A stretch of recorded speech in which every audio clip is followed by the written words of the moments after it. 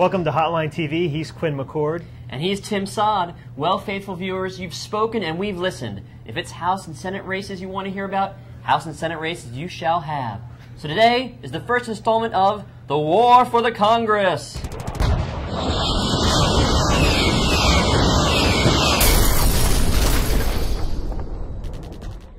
We still can't get over Travis Childers' Tuesday victory, so today we're headed straight down south to look at some of the spiciest '08 races. As Nellie says, it's getting hot in here. Nellie? It really, that doesn't fit you, I don't think.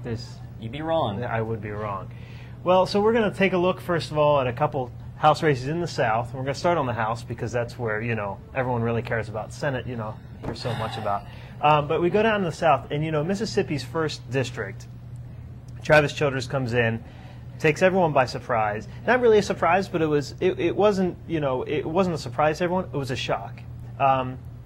People had been predicting for a while that a Democrat was going to take this race. A conservative Democrat, pro-gun, pro-life, was going to take this race. But on the day it actually happened on Tuesday, it was still sort of a surprise. It was a shock, I think. And Republicans have been stepping back and taking a look at their overall House projections based on what happened in the South in Mississippi's 1st district. If it can happen in the South, if it can happen in this district, it's going to happen to our districts in the Northeast, it's going to happen to our districts in the Northwest and in the Midwest. So I think what happened in the South on Tuesday really has broader implications for what happens everywhere, at least according to the psyche of Republicans in the House. And there are other races in the South where the Democrats want to put into play. Alabama has 2 races, two open seat races. They both have conservative, Democratic, like Travis Childers, and like they did in Louisiana 6 with that one, Don Cashew. Conservative Democrats, they fit the district very well. Republicans sort of have okay challengers, fine challengers that would do well any normal year, but we saw what happened to Greg Davis in Mississippi.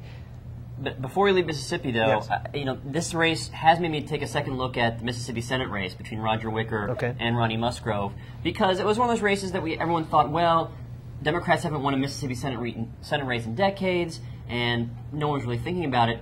But this is maybe take a second look, because if they can win this Republican House seat in Mississippi, well, maybe they can win even a statewide Senate race. Now, the good news for Republicans is that Roger Wicker does come from the 1st district, so he should be able to overperform in that swing area. So he still has the edge. But I think it may have moved what it was otherwise kind of a 15 to 20 tier ranking race into maybe around the top 10, maybe not quite in the top 10. But some other Senate races in the South have come up recently, which is Senators John Cornyn in Texas and Liddy Dole in North Carolina.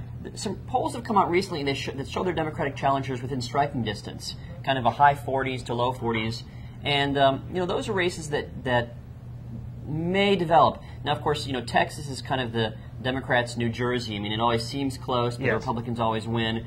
Texas does not throw out Republican incumbents, have a history of doing so. North Carolina has thrown out some Republican incumbents.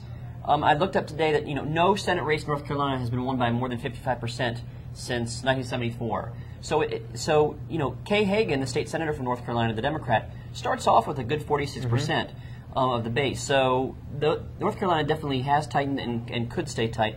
Texas, we'll see if the polls continue to develop like that. Well, that sure was fun, Tim. But I think that's all the time we have for today. I think you're right, Quinn, and don't touch me again. But we'll be back again when they make us on Hotline TV.